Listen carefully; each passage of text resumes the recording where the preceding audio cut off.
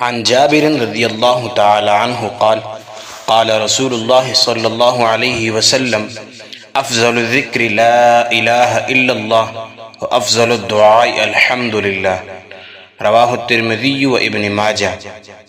حضرت جابر رضی اللہ تعالی عنہ سے روایت ہے کہ رسول کریم صلی اللہ علیہ وآلہ وسلم نے فرمایا، سب سے بہترین ذکر لا الہ الا اللہ ہے اور سب سے بہتر دعا الحمدللہ ہے۔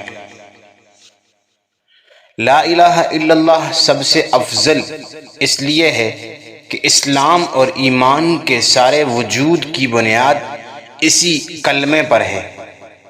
اس کے بغیر نہ تو ایمان صحیح ہوتا ہے اور نہ کوئی اس کے بغیر مسلمان بنتا ہے۔ اور یہ کلمہ سب سے افضل اس وجہ سے ہے کہ جو بندہ ذکر کرتا ہے تو ذکر کرنے والے کے باطن کو برے اوصاف سے ہی کیا کر دیتا ہے؟ صاف کر دیتا ہے،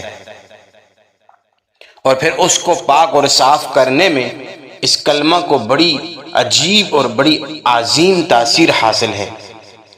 دوسری جگہ اللہ تعالیٰ کا قرآن مجید میں ارشاد ہے کہ افرأیت من اتخذ الہہ ہوا، کیا تم نے اس شخص کو نہیں دیکھا جس نے اپنی خواہش نفسانی کو اپنا معبود قرار دیا ہے؟ تو لہٰذا جب ذکر کرنے والا لا الہ الا اللہ کہتا ہے تو پھر لا الہ کے ذریعے تمام معبودوں کی نفی ہو جاتی ہے، اور لا الہ الا اللہ کے ذریعے صرف ایک معبود حقیقی یعنی اللہ کا اقرار ہوتا ہے۔ پھر جب وہ زبان سے یہ کلمہ ادا ہوتا ہے تو پھر اس کلمے کی اتنی تاثیر ہوتی ہے کہ دل کی گہرائیوں کی طرف پھر وہ کیا کرتی ہے؟ رجوع کرتی ہے، جس کا نتیجہ یہ ہوتا ہے کہ زبان سے تمام باطل معبودوں کی نفی اور ایک معبود حقیقی کا اقرار اور یقین اور اعتقاد کیا کر لیتا ہے؟ اقرار اور یقین کا اعتقاد کا درجہ حاصل کر لیتا ہے، جو پھر کیا کرتا ہے؟ ذکر کرنے والے کے دل کو روشن اور منور کرتا ہے اور اس کے دل کو برے اوصاف سے کیا کر دیتا ہے؟ صاف کر دیتا ہے۔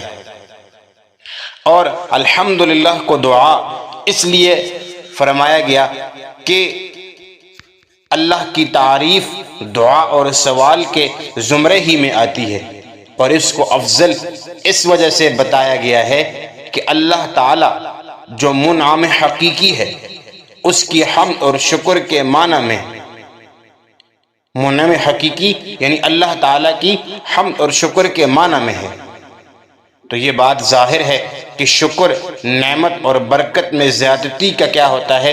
لازم کرتا ہے، جیسا کہ اللہ تعالیٰ قرآن مجید میں ارشاد فرماتے ہیں، آیت یہ ہے کہ لَإِن شَكَرْتُمْ لَأَزِيدَنَّكُمْ، کہ اگر تم شکر کرو گے تو میں تمہارے لیے کیا کروں گا؟ اس کو اور مزید بڑھاؤں گا۔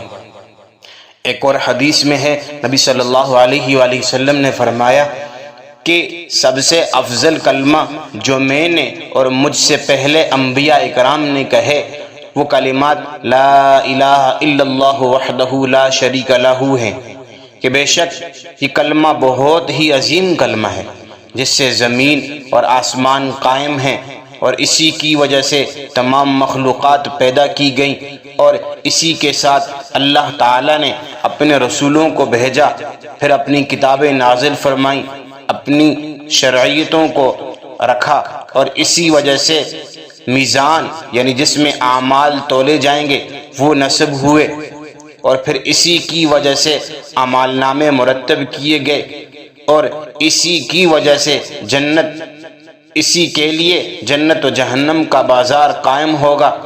تو اس کے معنی یہ ہیں کہ اللہ کے سوا کوئی معبود برحق نہیں۔ تو حدیث پاک میں آتا ہے کہ بندے کے قدم اللہ کے سامنے اس وقت تک نہیں ہٹیں گے جب تک اس سے دو سوال نہ کر لیے جائیں۔ پہلا سوال کہ تم کس کی عبادت کرتے تھے اور تم نے رسولوں کو کیا جواب دیا؟ تو پہلے سوال کا جواب لا الہ الا اللہ ہے کہ اس کی معرفت بھی ہو، لا الہ الا اللہ اس کی معرفت بھی ہو اور اس کا اقرار بھی ہو، پھر اس پر عمل بھی ہو۔